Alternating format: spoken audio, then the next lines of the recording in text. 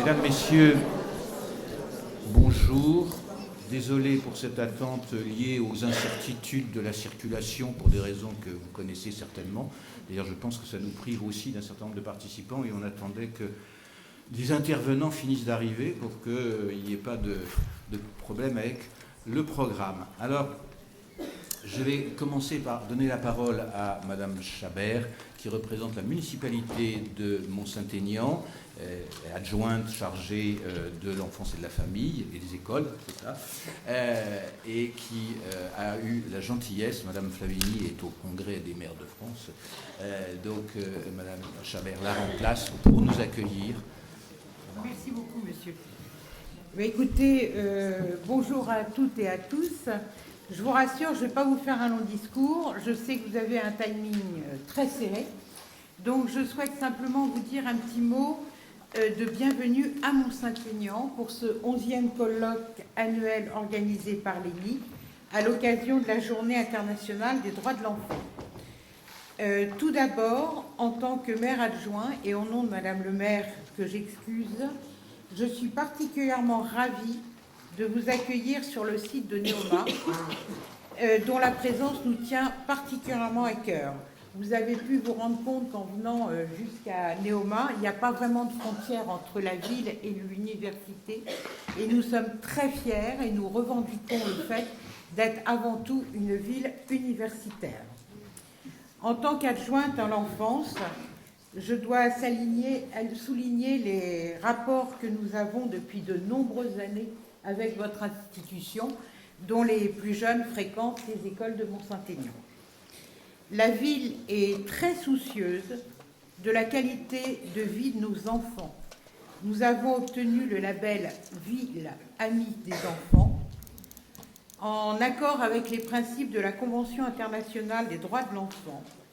Ce label permet à la ville d'afficher clairement sa volonté de soutenir cette convention au niveau local à travers de nombreuses actions que nous menons en partenariat avec l'UNICEF. Plusieurs dispositifs ont été mis en place par la ville qui est soucieuse d'offrir à ses enfants la possibilité de participer non seulement à la réflexion collective, mais aussi de les initier à la citoyenneté. Je vois que ça rejoint beaucoup de vos principes. Donc la ville, à cet effet, a mis en place un conseil municipal des enfants, donc qui concerne tous les élèves de CM1 et de CM2 des écoles de Mont-Saint-Aignan. D'autre part, en collaboration avec le collège Jean de la Varande, a été mis en place ce qu'on appelle le pôle ado. Ce pôle ado favorise les rencontres avec les jeunes issus de quartiers et de milieux différents. L'objectif est de sortir certains ados de leur isolement et de faire découvrir à la fois la ville, mais surtout ses ressources, pour que ces ados puissent se divertir, partager et s'épanouir au sein de la ville de Mont-Saint-Aignan. Ces journées de concertation sont réellement indispensables pour tous les acteurs du monde de l'enfance. Votre rôle est difficile, je le sais, mais essentiel dans l'équilibre social de notre pays. Il est temps pour moi de m'effacer et de vous laisser travailler. Je vous souhaite à tous une très bonne journée, très studieuse.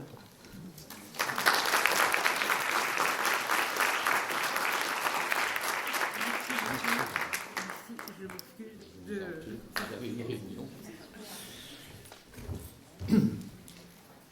Bien, je vais donc ouvrir ce colloque sur la parole de l'enfant. Je ne peux pas donner la parole à un enfant pour l'ouvrir, c'est dommage. Ça aurait du sens. Chers collègues et amis, mesdames, messieurs, en ce jour anniversaire de la signature de la Convention internationale des droits de l'enfant, je crois qu'il faut déjà avoir une pensée pour tous les enfants négligés, affamés, battus, exploités, victimes d'agressions de toutes sortes, y compris sexuelles, victimes de guerre et d'injustice qui les envoient sur les routes du monde ou se noyer en Méditerranée.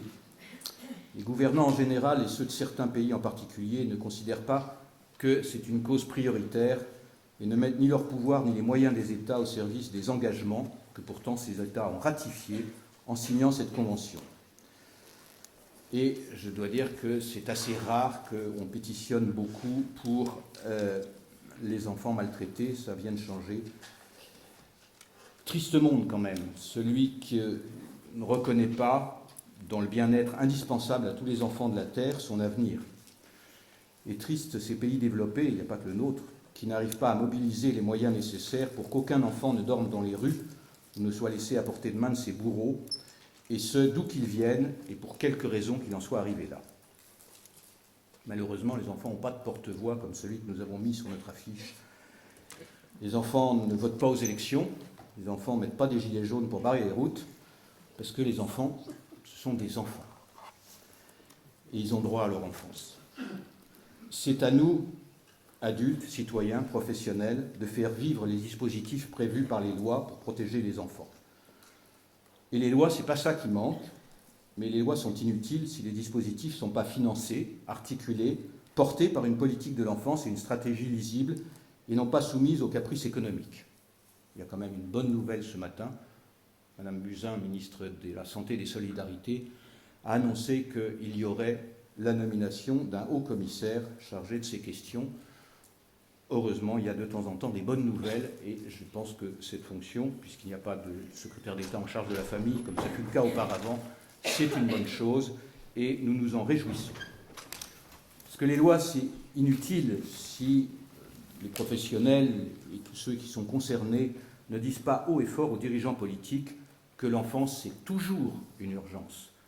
Les enfants grandissent vite et quand ils ont raté leur enfance, quand ils ont été ni protégés, ni soutenus, ni entendus, ils deviennent des ados et des adultes au comportement déviant, amer, révolté, voire extrême.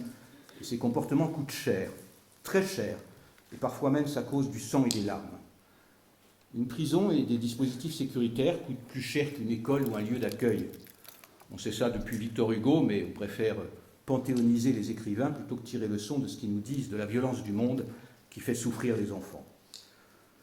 On veut bien aujourd'hui légiférer pour interdire les violences éducatives, c'est bien, j'espère bien que ça se fera, mais à quoi ça sert dans un pays où le nombre d'enfants à protéger chaque année est de plus de 300 000, soit une population qui est plus nombreuse que celle vivant dans un quart des départements français? À quoi ça sert si les gouvernants ne prennent ni conscience ni mesure, alors qu'un enfant meurt d'homicide tous les 3 jours, à peu près, 130 et quelques en 2016, le dernier chiffre donné par l'ONPE. Il faut effectivement une vraie politique de l'enfance. Et cette politique doit respecter la convention que nous avons signée et dont la France est en partie à l'origine. Donc il faut être cohérent avec nous-mêmes. Alors nous sommes une association qui est née quand Madeleine Lecoeur a recueilli des enfants dans les rues. Ça n'a pas changé, c'était dans les années 30. Et donc nous ne renonçons pas, et nous ne renoncerons jamais à dire tout haut que notre pays doit appliquer jusqu'au bout, avec les moyens nécessaires, la Convention internationale qui l'engage, ce que le comité ad hoc de l'ONU le rappelle régulièrement. Et c'est pour ça que, pour la 11e fois, nous faisons un colloque sur les droits de l'enfant, avec les moyens qui sont les nôtres, et pour rappeler que cette Convention nous engage. Alors nous déclinons régulièrement un article de la Convention, et nous en parlons, et cette année, nous parlons de la parole de l'enfant. Ceci dit, cet engagement, il est quotidien, pas seulement du discours, parce que, comme vous le verrez aujourd'hui, nous mettons à chaque fois en lumière comment les professionnels, et vous êtes nombreux dans cette salle, et je vous en remercie, mettent leur énergie et leurs compétences au service de ces enfants et de leurs familles, et progressent dans le respect des droits des enfants.